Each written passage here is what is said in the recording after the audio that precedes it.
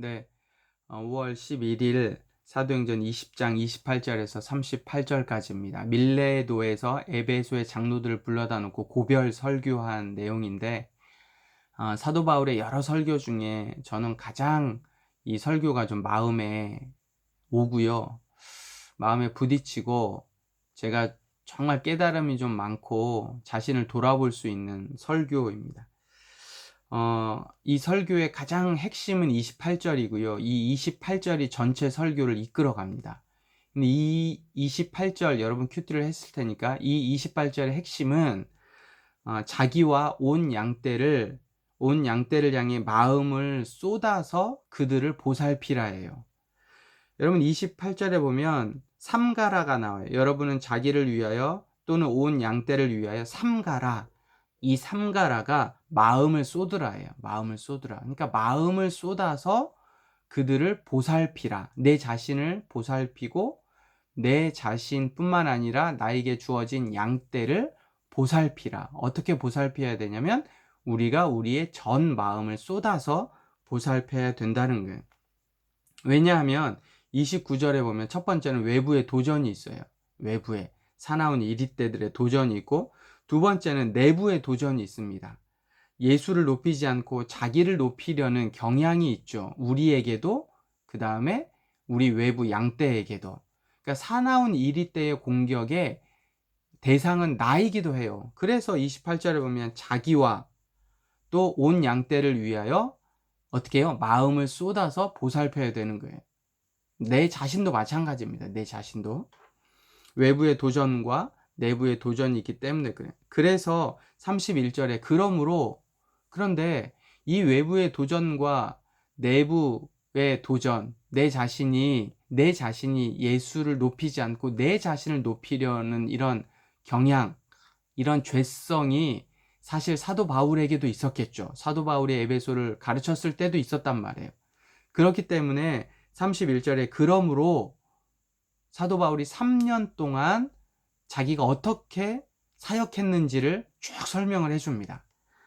그게 이제 첫 번째 31절에 보면 눈물로 훈계했다라는 거예요. 훈계라는 뜻은 충고하고 경고했다는 거잖아요. 무언가 잘못될 때, 첫 번째는 내 자신이, 그리고 양떼들이 잘못될 때 정말 눈물로 경고하고 훈계했다라고 이야기를 하고 있어요. 두 번째는 말씀이죠. 말씀. 32절에 보면 은혜의 말씀에 부탁하라. 근데 말씀은 말씀인데 은혜의 말씀이에요. 여러분 은혜의 말씀은, 은혜라는 건 뭐예요? 내가 스스로 하는 게 아니에요. 은혜는 받아야 돼요. 받아야 돼. 그러니까 내가 주인이 아니라 누가 주인이에요? 말씀이 주인이고 주님이 주인 되어지는 게 은혜라고요. 그래서 은혜의 말씀에 부탁하라. 그 말씀이 여러분을 능히 든든히 세우사 라고 나와 있어요. 그러니까 말씀이 우리를 든든하게 세워가는 거예요. 그러니까 내 어떤 노력과 내 수고가 있어야 하지만, 그러나 핵심은 은혜의 말씀이 우리보다 앞서가야 됩니다. 말씀이 우리 삶을 이끌어 가야 돼요. 그래서 말씀이 우리를 든든하게 세워야 돼요. 말씀이. 여러분 잘 기억하셔야 돼요. 내가 스펙으로 내가 여러 가지, 여러분 노력해야죠. 토플, 토익 성적도 중요하고 학업 성적도 중요하고 내가 준비하는 모든 내 미래에 대한 계획이 중요합니다. 그러나 이 모든 것 안에는 은혜의 말씀이 우리를 든든하게 세우지 않으면 공든탑이 무너지는 것과 똑같아요. 그래서 말씀이 우리를 든든하게 세워가야 된다라고 이야기를 하고, 그렇게 될 때 모든 거룩하게 하심을 입은 모든 자 가운데 기업이 있게 하시리라. 이 기업이 뭐냐면 유산이란 뜻이에요. 원어에 보면 유산, 그 다음에 상속된 재산이에요. 그러니까 말씀이 든든하게 세워져야만 그게 우리에게 상속된 재산으로 남겨지는 거예요. 내가 시간도 투자하고 에너지도 투자하고 열심히 투자했는데 기업이 하나도 안 남아. 상속된 게 하나도 없어. 또 잘못된 것이 상속이 돼. 의미가 없는 것이 상속이 돼. 이게 아주 잘못됐다는 거예요. 그래서 말씀으로 든든하게 서야만 우리 안에 제대로 된 하나님 앞에 거룩하신 기업, 유산, 재산이 남는다라는 사실입니다. 내가 1년 동안 열심히 농사 지었는데 여러분 쭉정이만 남는 가을에 추수가 되면 안 되잖아요. 이 이야기를 두 번째 하고 있고, 세 번째는 이제 33절부터 쭉 나와 있는 건 욕심을 내지 않았어요. 세상에 욕심을 내지 않고 스스로 절제하고 하나님 앞에 수고하고 또 약한 자를 돕고 주는 것보다 받는 것보다 주는 것이 더 귀하다라는 삶을 살았다는 거예요. 여러분, 이게 중요합니다. 우리의 삶 속에서도. 사도 바울의 본이 뭐예요? 첫 번째는 자기 자신에게 훈계했다는 거, 훈계했다는 거. 잘못된 길을 우리가 반드시 가게 됩니다. 욕심과 탐욕이 있을 때마다 내 자신을 훈계했다는 거예요. 또 은혜의 말씀이 우리를 든든하게 세워졌다는 거죠. 다른 것으로 우리를 든든하게 세우지 않고 하나님의 말씀으로 우리를 든든하게 세워서 결국 그 말씀이 우리를 말씀으로 세움이 기업이 되게 한, 재산이 되게 한 아주 중요한 이야기를 하고, 그 다음에 우리가 삶 속에서 약한 자들을 돕고 내 자신을 쳐서 복종시키고 시간 관리를 잘하고 이런 모습들을 사도 바울이 에베소 장로들에게, 지도자들에게 설교한 내용, 여기에 대한 대상은 저도 마찬가지고 여러분도 마찬가지입니다.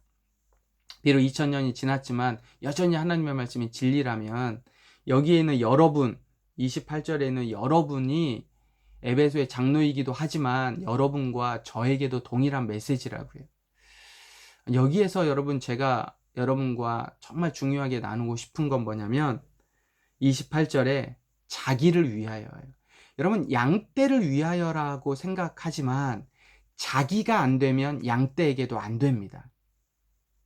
우리는 이렇게 생각해요. 나는 별로, 우리가 늘 부담이 있잖아요. 순장들은 순원에게, 간사는 학생들에게. 근데 자기가 이 말씀에 적용이 안 되면 양떼들에게는 당연히 흘러가지 않겠죠. 그러니까 오늘 큐티는 어쩌면 여러분과 저에게 해당되는 말인 거예요. 자기를 위하여, 내 자신을 위하여 쳐서 복종하고 내 자신을 하나님 앞에 돌봐야 돼요. 내 자신을. 사나운 이리떼들에게 내 자신을, 외부의 세상의 유혹과 공격 속에, 세상의 탐욕과 세상의 가치관 속에서 나를 지켜야 되고 나를 돌봐야 된다고요. 그리고 내 자신 스스로의 내부에서 높아지려는 마음, 게으르려는 생각들, 그 마음에 훈계를 해야 돼, 내 스스로가. 근데 내 스스로가 잘 안 되죠. 그래서 때로는 눈물로 하나님 앞에 고백하고 하나님 앞에 가지고 가야 되고, 또 말씀이 나를 든든하게 세워가는가를 여러분 꼭 확인하셔야 돼요.